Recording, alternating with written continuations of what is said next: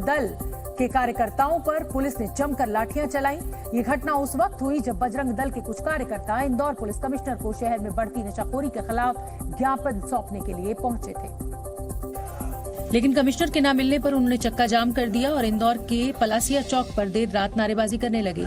ये प्रदर्शन एक बजरंग दल के कार्यकर्ता पर दर्ज एफआईआर को रद्द करने और इंदौर में बढ़ती नाइट कल्चर के खिलाफ किया गया। चक्का जाम खुलवाने पहुंची पुलिस ने बजरंग दल के कार्यकर्ताओं पर जमकर लाठियां भाजी। पुलिस की लाठीचार्ज में बजरंग दल के कई कार्यकर्ता घायल हो गए। वहीं पुलिस महकमे का कहना है कि कुछ पुलिस वालों को भी चोटें आई हैं। पुलिस अफसरों का कहना है कि बजरंग दल के कार्यकर्ताओं को पहले समझाया गया, लेकिन जब वो रास्ते से नहीं हटे तो लाठीचार्ज करना पड़ा।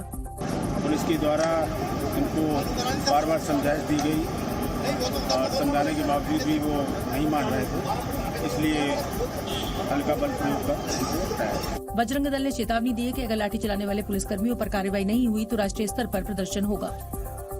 इंदौर पुलिस की दलील है कि बजरंग दल ने प्रदर्शन की कोई जानकारी पहले से नहीं दी थी और उनके चक्का जाम से लोगों को परेशानी हो रही थी और इसीलिए लाठीचार्ज करना पड़ा। लेकिन अब ये मामला सड़क से उठकर सियासी गलियों तक पहुंच गया है, जिसके बाद मध्य प्रदेश के गृह मंत्री नरोत्तम मिश्रा ने बजरंग दल के कार्यकर्ताओं पर हुए लाठीचार्ज की जांच के आदेश दिए हैं।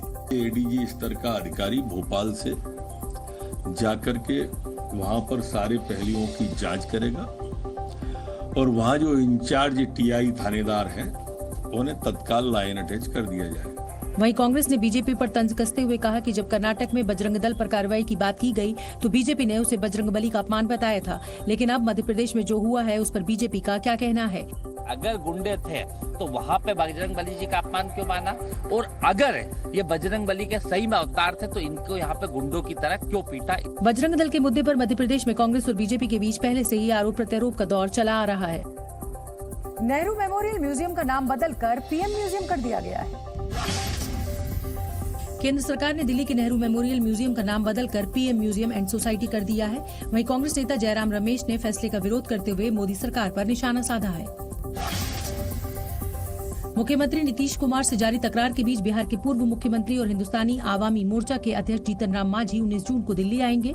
इस दौरान मांझी गृह मंत्री अमित शाह से मुलाकात करेंगे, जिसके बाद वो एनडीए में शामिल होने का ऐलान कर सकते हैं।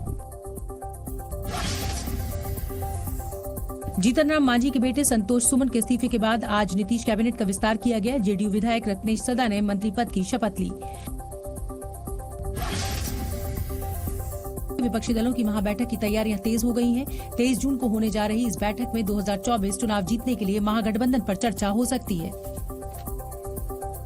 जम्मू कश्मीर के कुपवाड़ा में पाकिस्तान की तरफ से आज कुछ आतंकवादियों ने भारत में घुसने की कोशिश की, लेकिन उनका सामना सेना से हो गया, जिसके बाद आतंकवादियों को वही अंजाम हुआ जो हमेशा होता आया है। 5 आतंकी बेमौत मारे गए। बताया जा रहा है कि ये 5 पाकिस्तानी मूल के मिलिटेंट थे और इस तरफ घुसपैठ करने की कोशिश में थे।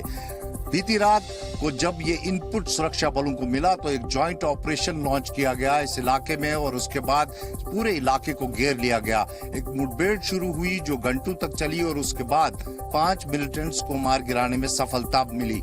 आतंकियों के खिलाफ सेना का देर रात जो ऑपरेशन शुरू हुआ था वो सुबह तक जारी रहा।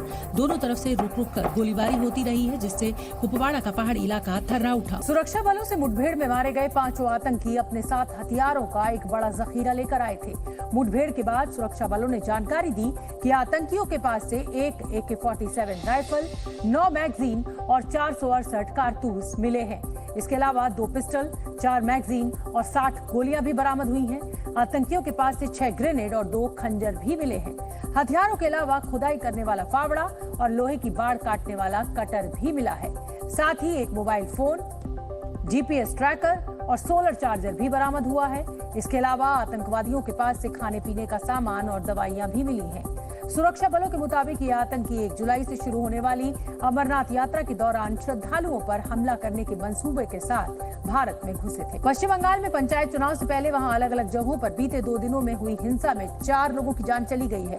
कल नामांकन के आखिरी दिन भी बंगाल में जमकर बमबाजी हुई, जिसकी वजह से आज भी पश्चिम बंगाल के कई इलाकों में तनाव देखा गया। बताया गया कि बीरभूम, आमोदपुर, दक्षिण 24 परगना के भंगोर और मुर्शिदाबाद में पंचायत चुनाव के नामांकन के दौरान जमकर हिंसा हुई।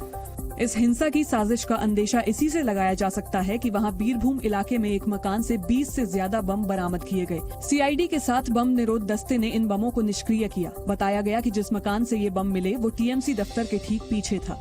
वहीं बीरभूम में एक दूसरी जगह से भी 3 बम बरामद किए गए, जो एक डिब्बे में भरकर एक मकान में छिपाकर रखे गए थे। दक्षिण 24 परगना के भंगोर इलाके में भी हिंसा वाली जगह से कई बम बरामद किए गए। इन बमों को 7 बैग में भरकर वहां एक सुनसान जगह पर छिपा कर रखा गया था।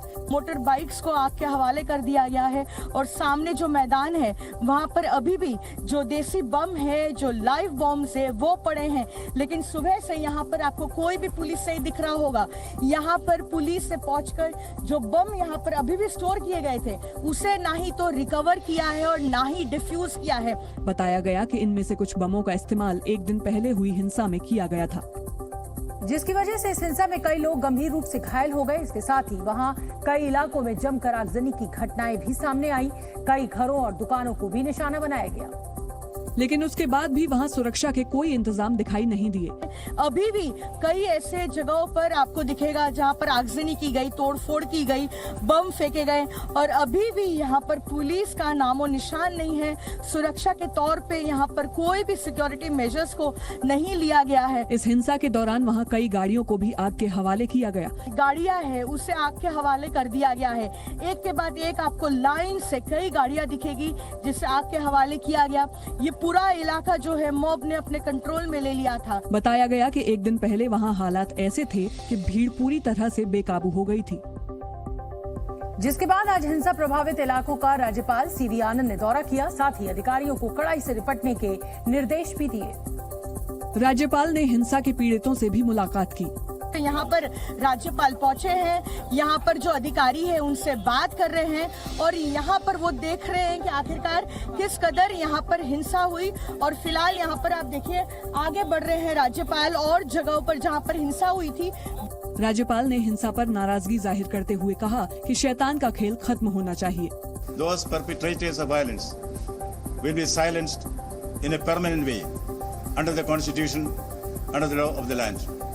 The peace-loving people of Bengal have a right to exercise their franchise, unmindful or unfearful of anybody else.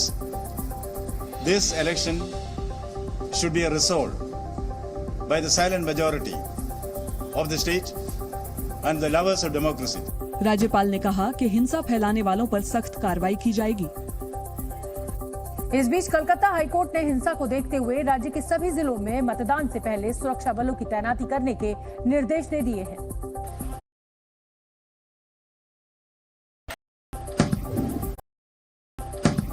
ताकि हिंसा प्रभावित इलाकों में हालात को पहले ही संभाला जा सके। इस बीच बीजेपी ने हिंसा को लेकर टीएमसी पर निशाना साधा। ये आगजनी का जो खेल, जो हिंसा का खेल आप खेल रहे हैं, यही इससे पूर्व कम्युनिस्ट सरकारें करती थी और उनका हश्र क्या हुआ। बीजेपी के बंगाल अध्यक्ष सुकांत मजूमदार ने भी हिंसा के लिए टीएमसी को जिम्मेदार ठहराया और बीजेपी के उन उम्मीदवारों से दक्षिण 24 परगना में जाकर मुलाकात की जो इस हिंसा में घायल हुए थे। वहीं बंगाल हिंसा पर ममता बनर्जी ने कांग्रेस पर भी जमकर निशाना साधा।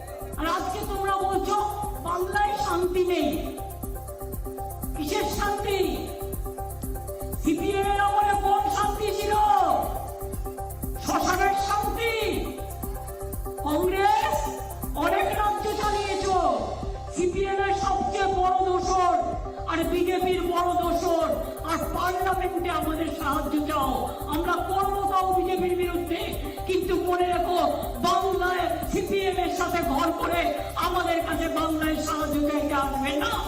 पश्चिम बंगाल में 8 जुलाई को पंचायत चुनाव होने हैं, लेकिन वोटिंग से पहले हुई हिंसा को लेकर अब सियासत भी तेज हो गई है। इटली में यूट्यूब वीडियो बनाने के दौरान एक बच्चे की जान चली गई। इटली की राजधानी रोम में एक यूट्यूब चैलेंज करने के दौरान एक 5 साल के बच्चे की मौत हो गई। बच्चा अपनी मां और बहन के साथ स्पोर्ट्स कार की सवारी कर रहा था जब उसकी कार एक दूसरी गाड़ी से टकरा गई। अमेरिका के कैंसस में एक लकड़ी के गोदाम में भीषण आग लग गई। घंटों की मशक्कत और 150 से ज्यादा फायर फाइटर्स की मदद से आग पर काबू पाया गया। इंटरनेशनल स्पेस स्टेशन ISS पर नए सोलर पैनल लगाए गए हैं। नासा के 2 अंतरिक्ष यात्रियों ने 5 घंटे की स्पेस वॉक पूरी कर इन नए सोलर पैनल्स को इंस्टॉल किया। नए सोलर पैनल्स पहले के मुकाबले 30% ज्यादा बिजली पैदा कर सकेंगे। मैक्सिको में भीषण गर्मी ने लोगों को पलायन करने